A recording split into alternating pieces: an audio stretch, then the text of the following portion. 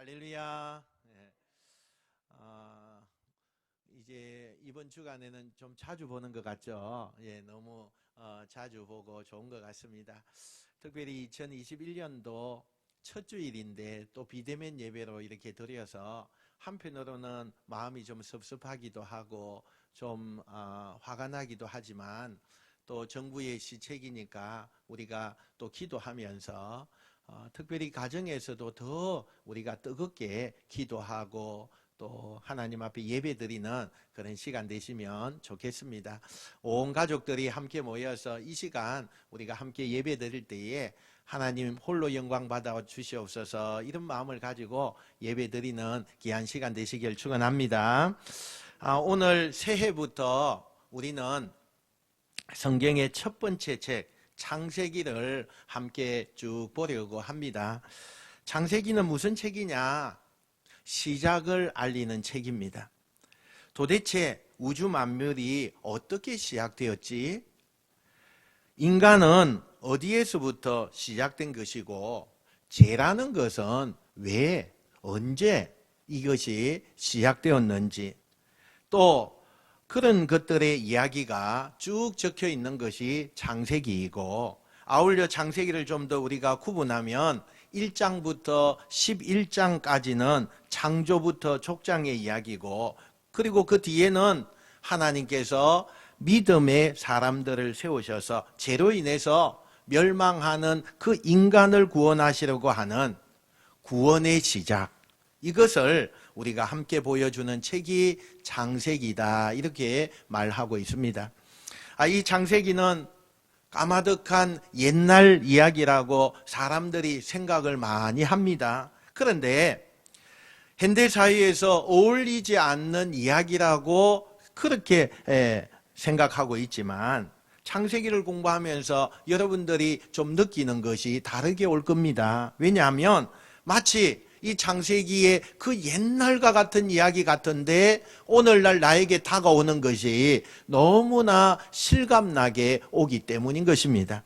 그래서 이 창세기의 말씀을 통해서 내 눈앞에 거울을 비추어서 나를 보는 것 같은 그런 모습을 우리가 생각하면서 이 창세기를 우리가 한 주 한 주 진행해 보려고 합니다.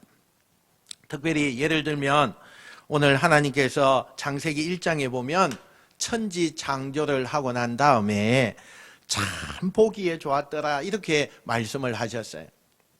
그러면 이 말씀을 그대로 오늘 지금 우리가 지금 여기에 드리는 이 예배를 통해서 하나님께서 참 보기 좋구나, 이렇게 말씀하실 수 있다는 거예요. 오늘 창세기 첫 문을 열면서 여러 가지 하고 싶은 이야기가 참 많았습니다. 그런데 오늘 주제를 큰 주제 하나로 이렇게 잡아봤습니다. 한번 따라합시다. 이런 곳이 천국입니다. 이 주제로 오늘 한번 첫 문을 열려고 합니다. 창세기는 성경 66권 가운데에서 첫 번째 책입니다. 그죠? 첫 번째 책이에요. 그 첫 번째 책에 딱 첫 장을 열어보면 창세기 1장 1절이 나와요. 태초에 하나님이 천지를 창조하시니라. 이 짧은 구절이지만 이 구절은 엄청난 뜻을 가지고 있습니다. 이 세상이 어떻게 시작되었는지 선언하는 거예요. 이 말씀이 이 세상이 맨 처음에 어떻게 시작되었나 선언하는 거예요. 우리가 무슨 행사를 할 때 여러분 개 선언을 하고 대회 선언을 하고 난 다음에 그 다음에 다른 프로그램을 진행하는 것을 우리가 보잖아요. 어떤 사람들은 이것을 보면서 이게 뭐냐, 뭐 이렇게 이야기하는 사람도 있어요. 그러나 여러분, 이 세상이 어떻게 시작되었느냐, 하나님이 선언하고 계시는 거예요. 태초에 하나님이 천지를 창조하셨다. 여기서 여러 가지 단어 가운데 제 마음속에 가장 크게 와닿는 단어가 하나 있는데 그게 뭐냐? 하나님. 하나님이 계신 것을 성경은 당연하게 선언하고 계시는 거예요. 어떤 사람들은 하나님이 계신 것을 증명해봐라 이렇게 이야기합니다. 그런데 성경은 하나님의 존재는 증명하는 게 아니라 하나님의 존재는 믿는 것이다 라고 말씀하고 있어요. 여러분, 우리가 신앙적으로 이 창조의, 이 창세기의 창조들의 이야기를 제일 많이 부딪히게 하는 게 있어요. 그게 뭐냐? 과학이에요. 그 가운데서 진화론이라고 하는 거예요. 과학은요, 창조된 이후에 그 창조물들에 관하여서 연구하는 그 대상이 과학이에요. 그 창조라고 하는 건 새롭게 시작하는 거잖아요. 뭘 만들어 놓는 거잖아요. 새롭게 처음 시작하는 것은 과학의 영역이 아니에요. 과학이 규명할 수 없는 게 창조예요, 창조. 창조된 이후에 사람과 자연, 피조 세계에 대해서 연구하게 되는 거. 이게요, 이걸 우리는 과학이다 이렇게 이야기해요. 그러면 진화론이라는 것은 우리가 늘 학교에서 배우다 보니까 많은 사람들이 거기에 길들여져 있는데 이 세상이 어떻게 시작되었느냐라고 하는 여러 가지 이론 중에 하나의 이론이 그게 진화론이에요. 그런데 과학자들 세계 속에서도 이 과학을 연구하는 많은 사람들 사이에도 이 진화론은 엄청난 찬반의 논의가 있어요. 토론이 있고 반대 의견이 있고 그런 것이 이 진화론에 연구하는 과학자들의 그런 태도예요. 진화론이 과학이 신앙에서 말하는 종교에서 말하는 창조 이걸 절대로 대신할 수가 없어요. 완전히 이건 우리가 구분해서 아예 별도예요. 구분해서 우리가 생각을 해야 된다는 거예요. 한번 따라합시다. 하나님의 존재는 증명하는 것이 아니라 믿는 것입니다. 할렐루야. 그런 의미에서요, 저는 오늘 창세기 1장 1절 앞에 여러분을 좀 머물게 하고 싶어요. 이 창세기 첫 장 가운데 1절 가운데 여러분 좀 머물게 하고 싶어요. 여러분, 성경 66권 중에 내가 은혜 받는 성경이 많이 있는데 여러분 은혜 받고 여러분이 받아들이는 그 성경의 이야기가 창세기 1장 1절이 해결이 안 되면 그거 다 의미가 없어요. 여러분, 창세기 1장 1절이 의미가 있어야 돼요. 태초에 하나님이 천지를 창조하시니라. 내가 이걸 믿고 받아들이면 나머지 성경도 문제가 되지 않아요. 그러나 이 문제가 나에게 문제가 되어서 받아들일 수가 없고 이 문제가 동의가 안 된다. 그러면 다른 성경에 우리가 이전해서 갈 수가 없어요. 이 말씀 앞에 여러분 씨름하셔야 돼요. 이 말씀 앞에 우리가 신중하게 씨름해야 돼요. 이 창세기 1장 1절을 그냥 넘어가지 마시고 진지하게 여러분에게 정말로 물어보세요. 나는 과연 하나님이 살아계신 것을 믿는가? 나는 하나님이 온 세상을 창조하시고 지금도 살아 역사하셔서 다스리고 계심을 정말로 믿는가? 이 창세기 1장 1절에 대해서 수없이 자신에게 질문하고 내가 이것을 당연으로 아멘으로 대답할 수 있는 신앙이 될 때, 그럴 때 여러분이 비로소 기독교인이 되는 거고 하나님의 자녀가 된다는 사실이에요. 여러분, 오늘 아침 해가 동쪽에서 떠오르는 걸 보면서 저것은 태양입니다 라고 내가 당연히 받아들이고 믿는 것처럼 하나님이 이 땅을 창조하시고 하나님은 스스로 계시는 분이라는 것을 내가 받아들이고 당연히 믿는 것, 그것이 신앙이에요. 그게 신앙이에요. 하나님은 이 세상이 시작되기 전부터 계셨어요. 다른 것들은 창조된 거예요. 인간도 다른 어떤 생명도 이 땅의 모든 것도 하나님에 의해서 창조된 거예요. 그럼 하나님은 어디에서 왔느냐? 하나님은 스스로 계시는 분이세요. 태초에 하나님이 이 세상을 만들기 전에 뭘 하고 계셨느냐? 하나님께서 여러분 2절 말씀에 보니까 2절요 한번 읽어봅시다. 시작. 땅이 혼돈하고 공허하며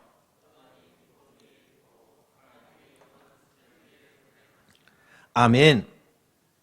우리가 살고 있는 이 모습은 원래 지금과 같은 이런 모습이 아니라는 거죠.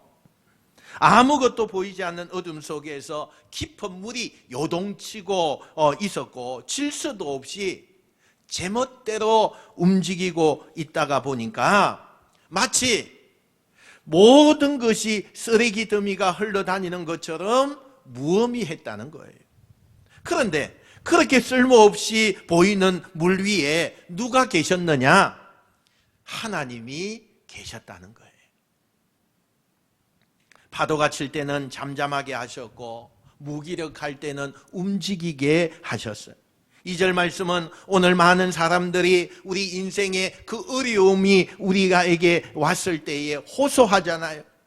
내가 뭘 해야 될지, 내 삶의 우선순위를 어디에다가 해야 될지 그것을 정하지 못하고 삶의 중심을 잃어버리고 흐느적거리고 헤매는 사람들, 그런 사람들 대부분이 하는 이야기가 뭐냐?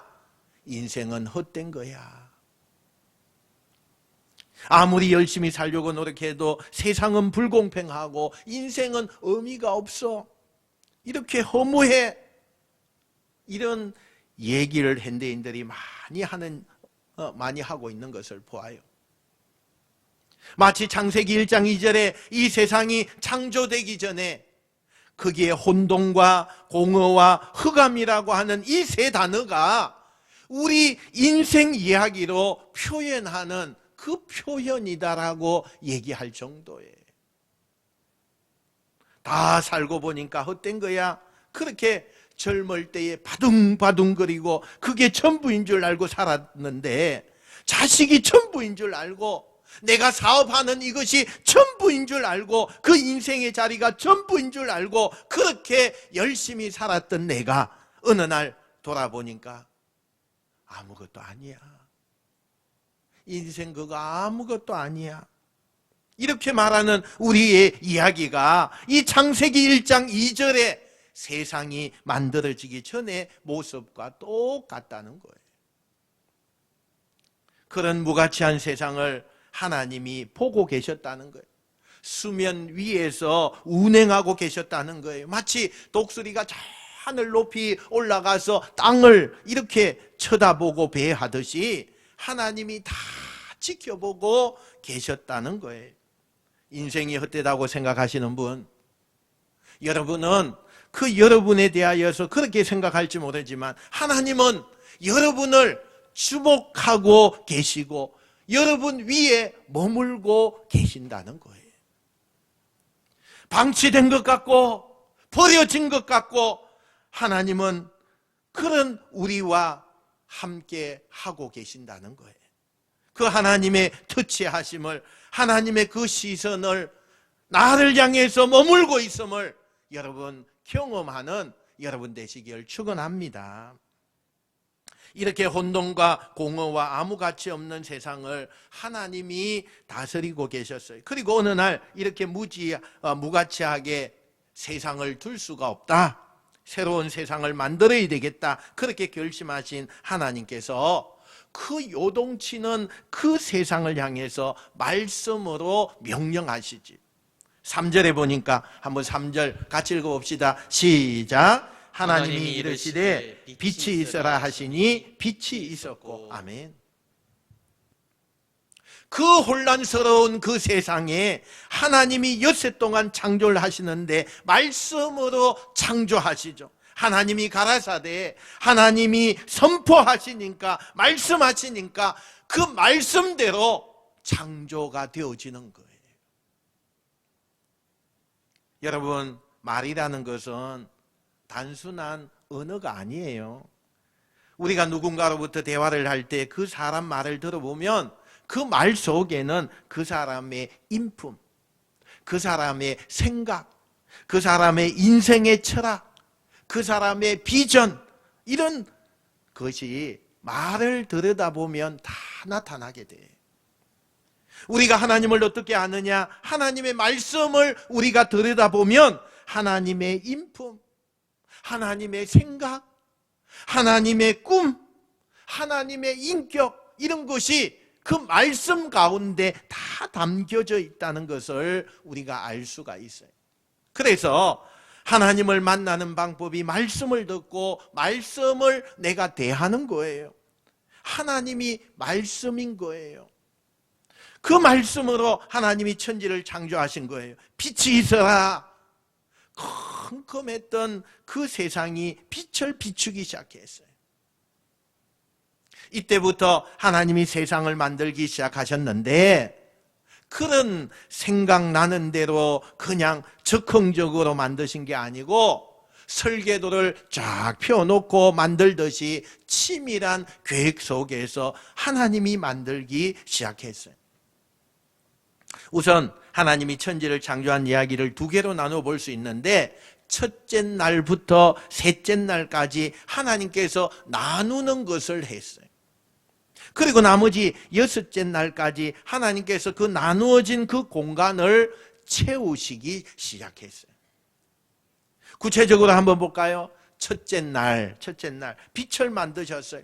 빛과 어두움을 나누셨어요.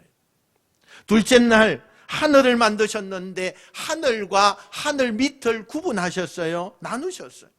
셋째 날 하늘 밑에 아래를 다시 땅과 바다로 나누셨어요. 그러니까 3일 동안은 너무나 무절제했던 그 세상을 아주 질서정연하게 그렇게 하나님께서 아주 잘 배치하고 나누어 놓으신 거예요. 이렇게 정리한 다음에 그 비어있는 공간에다가 무엇을 채우기 시작하지요.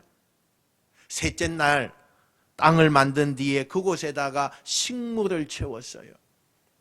넷째 날 해와 달과 별을 하늘에다가 채워 넣으셨어요. 다섯째 날 물고기를요 바다에다가 채우셨어요. 여섯째 날 동물들과 사람을 만드셔서 육지를 채우셔서 창조가 이루어지는 것을 보게 돼요. 마치 그림을 그리듯이 공간을 나누고 질서정연하게 그 공간에다가 채우시는 하나님을 우리가 볼 수가 있어요. 그리고 6일 만에 우리가 말하는 세상에서 가장 아름다운 세상, 낙원이라고 일컫는 에덴 동산을 완성하고 계신 거예요. 그런데 이 모든 이야기를요 성경은 이렇게 딱 정리를 해요. 2장 1절 2절로 한번 넘어가 볼까요? 같이 한번 읽어봅시다. 시작. 천지와 만물이 다 이루어지니라. 하나님이 그가 하시던 일을 일곱째 날에 마치시니 그가 하시던 모든 일을 거치고 일곱째 날에 안식하시니라. 아멘. 여러분 뭐가 좀 이상하잖아요. 좀 이상한 느낌을 못 보셨어요? 조금 전에 하나님께서 천지를 창조하시는 게 몇째 날까지 했다고요? 여섯째 날까지 하셨는데 2장에 넘어가서 하나님이 천지 창조를 일곱째 날 완성했다, 마쳤다 이렇게 얘기해요. 이게 무슨 얘기예요? 아니 여섯째 날까지 하고 나서 2장에 갑자기 넘어오더니 일곱째 날에 마치셨대요. 분명히 하나님이 여섯째 날까지 창조하셨는데 하나님이 창조를 성경에서 소개하기를 일곱째 날에 마쳤다라고 정리를 합니다. 여러분 여섯째 날까지 하나님이 천지를 창조하시고 일곱째 날이 되었어요. 에덴 동산을 하나님이 거니시는 거예요. 하늘에 있는 새가 날아다니고요. 물고기가 너무나 아름답게 바다에서 헤엄을 치고요. 사자와 어린 양들이 함께 땅에서 막 뛰노는 거예요. 이 모습을 하나님께서 너무나 허무하게 바라보시고 이 동산을 쭉 거닙니다. 그리고 당신이 만든 6일 동안에 그 하늘과 땅과 바다와 동물과 식물들을 하나하나 만지기 시작해요.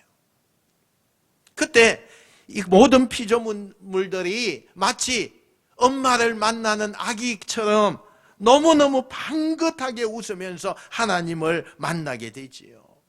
그리고 하나님을 만나자마자 모든 피조물들이 눈을 마주치고 하나님과 하나님이 만든 창조물들이 아름답게 대화를 하기 시작하죠. 너무나 행복해하는 그때에 물고기는 물고기대로, 새는 새대로, 또 식물들은 식물대로 자기의 표현 방법대로 하나님을 만나서 하나님과 교감하고 하나님을 높이고 반갑게 인사를 해요. 뭐라고요? 나를 만들어주셔서 감사합니다. 나를 여기 있게 해주셔서 너무너무 감사합니다. 이 아름다운 세상에 내가 존재하게 하셔서 너무 감사합니다. 당신이 나를 만들어주셨으니 당연히 당신은 나의 주인이십니다. 당신은 내가 높이기에 찬양하기에 당연한 분이십니다. 그리고 이 땅의 모든 생명들이 에덴 동산에서 만나는 하나님을 높이고 하나님을 자기 주인으로 인정하기 시작했다는 거예요. 여러분, 세상에서 내가 발명하면 내가 주인이죠. 내가 만들면 그건 내가 주인인 거죠. 그래서 특허가 있는 거 아닙니까? 하나님이 이 세상을 창조했어요.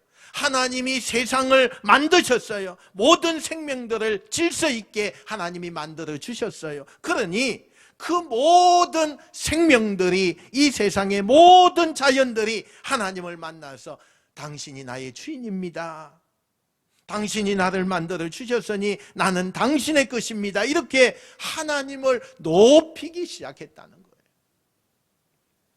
그래서 성경은 일곱째 날에 있었던 이 일을 가리켜서 이렇게 말해요. 2장 3절 상반절에 한번 볼까요? 하나님이 그 일곱째 날을 복되게 하사 거룩하게 하셨으니. 분명히 6일 동안 만들었는데 7일 만에 세상이 완성됐다고 말하는 그 이유가 뭐냐? 바로 이 부분이라는 거죠. 한번 따라합시다. 하나님과 교감하는 과정이 있어야 합니다. 하나님과 교감하는 과정이 있어야 합니다. 내가 만들어졌고 태어났기 때문에 존재하는 게 아니에요. 하나님을 만나고 하나님을 교감하고 하나님과 터치할 때, 그 일곱째 날이 있을 때 비로소 에덴 동산이 완성되었다는 거예요. 여섯째 날까지 하늘과 땅과 세상의 모든 식물, 생명들이 다 존재했지만 에덴 동산이 완성된 게 아니에요. 그 다음 날, 일곱째 날 하나님과 교감하고 하나님을 만나고 하나님을 터치하고 하나님을 인정하고 하나님을 찬양하고 하나님과 눈이 마주칠 때 비로소 에덴 동산이, 천국이, 낙원이 완성이 되는 거예요. 지금도 많은 분들이 이렇게 기도해요. 하나님, 내 인생, 우리 가정, 내 삶의 자리가 천국이 되게 해주세요. 이렇게 우리가 기도하잖아요. 어떻게 하면 천국이 될 수 있습니까? 어떻게 하면 우리가 하나님이 가장 기뻐하시는 낙원을 만들 수가 있습니까? 높은 지혜에 오르고 돈이 많이 벌고 남들보다 내가 더 힘이 생기면 그게 여러분 천국이 됩니까? 아닙니다, 여러분. 하나님을 나의 주인으로, 하나님을 나의 창조주로, 이 모든 것은 하나님이 만들어 주신 겁니다. 하나님이 나의 주인이십니다. 내가 존재하는 게 아니라 하나님이 나를 여기에 있게 해주시고 하나님의 말씀으로 나를 창조해 주셨고 나에게 생명을 주셨고 내가 여기 존재하는 이유가 하나님 때문입니다. 그래서 나는 하나님을 나의 주인으로 인정하고 하나님을 찬양합니다. 이렇게 될 때 여러분에 있는 그 삶의 현장이, 그곳이 천국이 된다는 거예요. 그런데 세상 사람들이 엄청난 돈을 벌고 권력을 가지면서도 내 거라고만 생각을 하죠. 이게 하나님 때문에 내가 존재하는 거고, 하나님이 주신 것이기 주신 은총이고, 하나님이 주셔서 내가 누리는 거라고 고백하지 않아요. 하나님을 터치하지 않아요. 하나님을 교감하지 않아요. 그러면 내가 거대한 재벌도, 아무리 인기 있는 연예인도 자기가 누리는 것은 하나님의 것이라고 인정하지 않고 하나님과 교감하지 않으면 그곳이 지옥이 되는 거예요. 사랑하는 여러분, 여러분에게 묻겠습니다. 여러분의 인생은 지금 에덴 동산이십니까? 여러분의 가정과 여러분의 일터와 여러분의 교회는, 우리 교회는 에덴 동산이십니까? 우리가 즐겨 부르는 찬송 가운데 높은 산이 거친 들이 초막이나 궁궐이나 어떤 곳이 천국이라고요?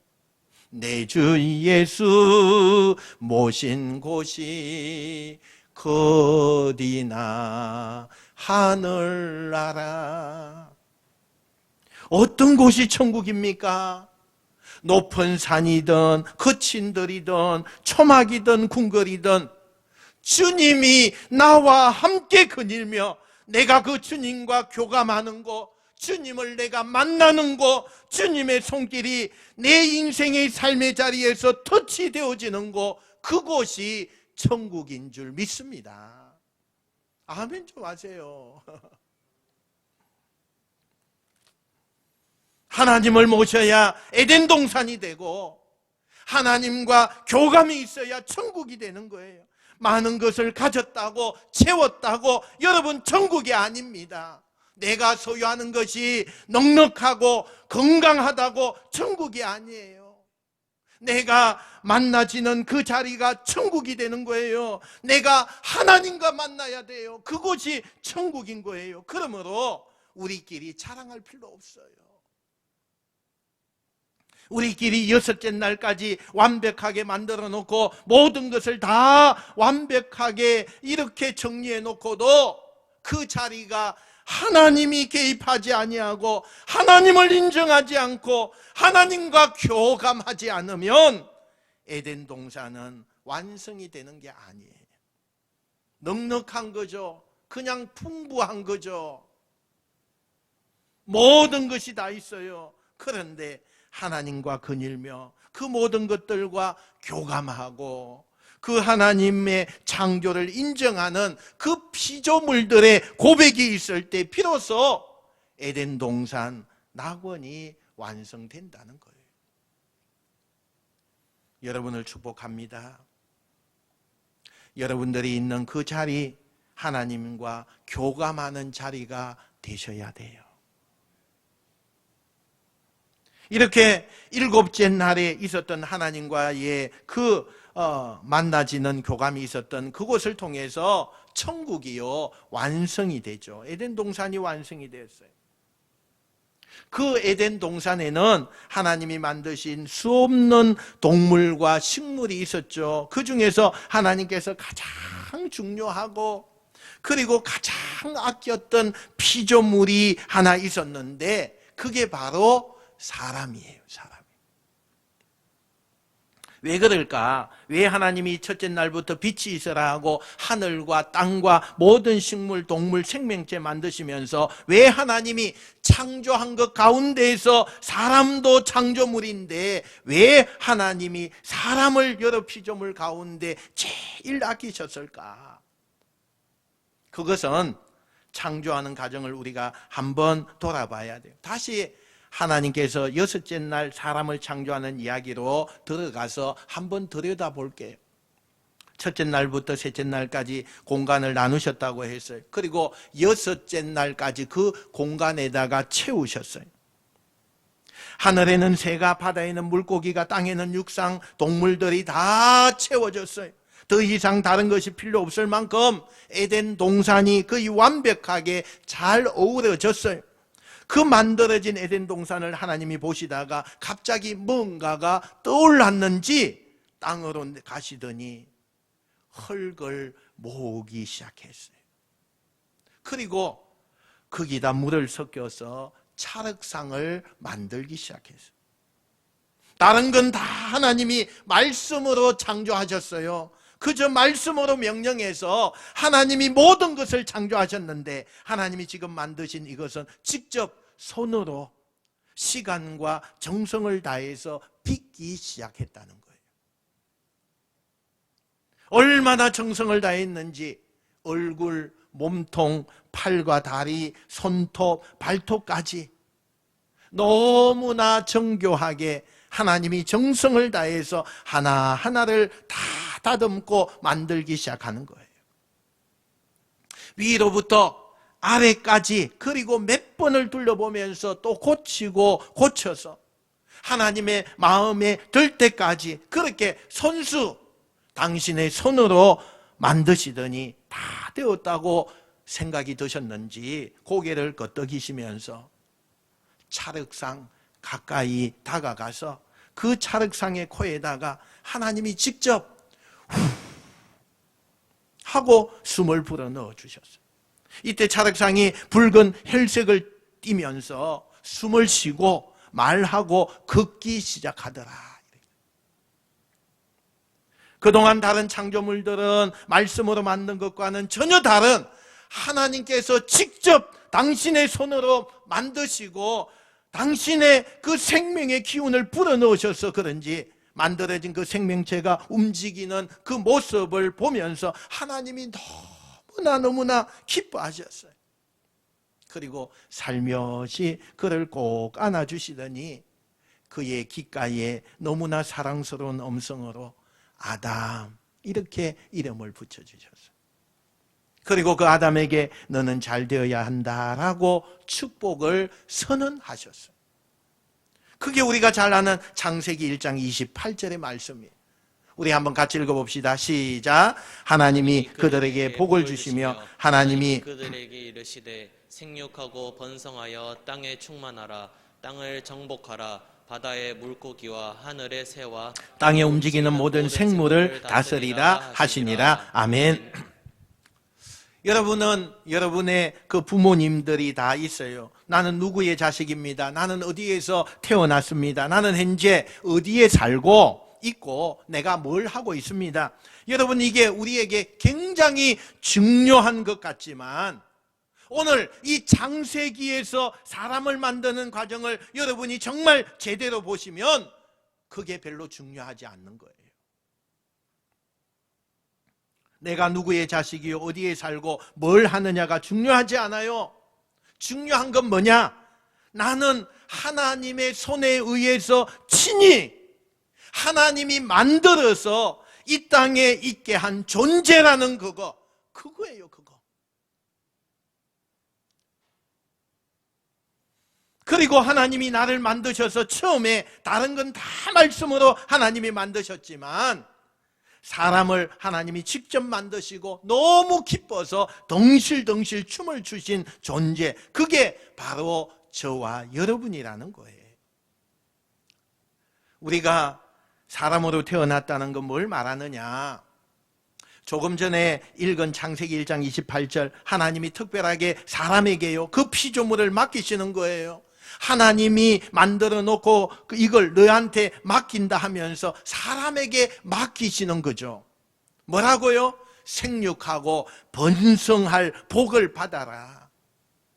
여러분 모두 이 복의 주인공입니다. 의심 없이 받아들이십시오. 생육하고 번성하라. 하나님이 여러분에게 부여하신 축복입니다. 할렐루야.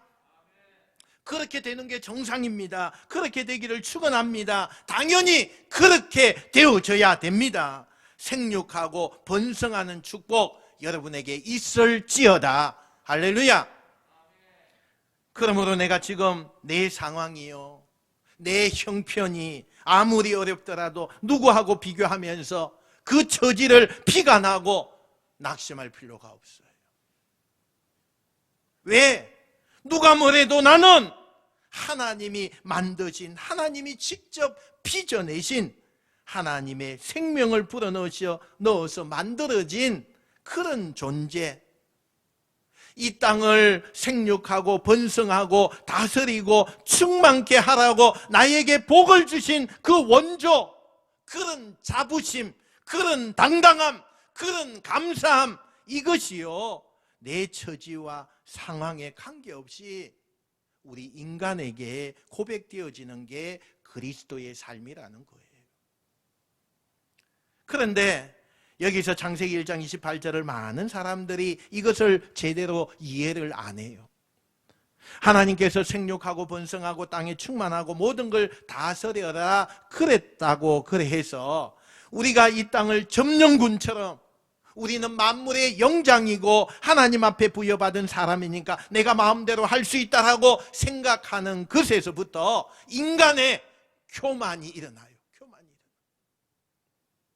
하나님이 우리에게 복을 주시는 건 맞는데 무조건 복을 주신 게 아니에요. 아담에게 무조건 복을 주신 게 아니라 지켜야 될 것을 하나님이 명령하셨어요. 두 가지를 하나님께서 지키라고 명령했어요. 2장 15절부터 17절 우리 한번 같이 읽어봅시다. 시작. 여호와 하나님이 그 사람을 이끌어 에덴 동산에 두어 그것을 경작하며 지키게 하시고 여호와 하나님이 그 사람에게 명하여 이르시되 동산 각종 나무의 열매는 내가 임의로 먹되 선악을 알게 하는 나무의 열매는 먹지 말라. 내가 먹는 날에는 반드시 죽으리라 하시니라. 아멘. 첫 번째, 우선은 에덴 동산을 관리하고 지키도록 일을 부여하셨어요.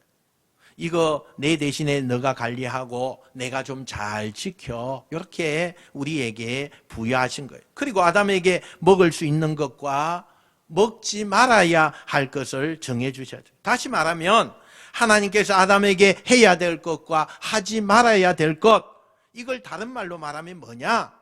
질서를 정해 주셨어요. 질서를 정해 주셨어요.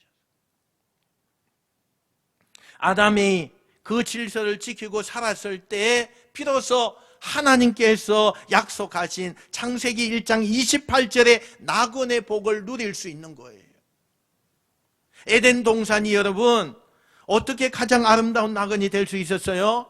풍성하고 모든 게 넘쳐났기 때문에 낙원이 아니에요, 여러분. 하나님의 질서가 있었기 때문에 그곳이 낙원이 되는 거예요.